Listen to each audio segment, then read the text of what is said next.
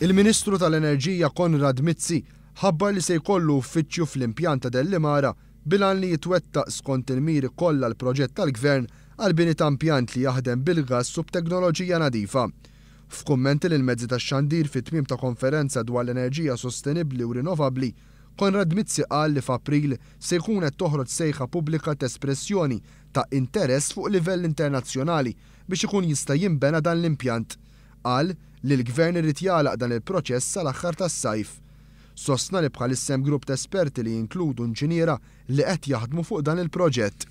Waqt il-konferenza fil-Qawra, il-Ministru qal li fl-aħħar jiem żar id-diversi entitajiet li jaqgħu taħt id-dekasteru tiegħu fejn iltaqa' mal-kapijiet u l-ħaddiema tagħhom.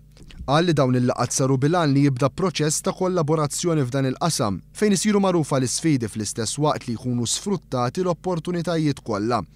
Il-Ministru tal-Enerġija ħabbar li b'konsultazzjoni mal-Awtorità Maltija Riżorsi ġie deċiż li minn April grupp ta' esperti se jaħdmu fuq il-politika dwar l-enerġija.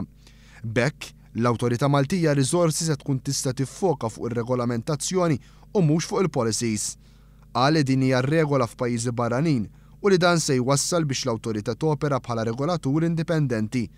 Il-Ministru Mizzi qal ukoll il-Gvern se jevalwa l-Pjan Nazzjonali għall-Enerġija Rinnovabbli u għall-effiċjenza biex ikunu jistgħu jintlaħqu l-miri 2020. Din il-konferenza kienet organizzata mill-Istitut tal-Enerġija Sostenibbli fi ħdan l-Università ta' Malta.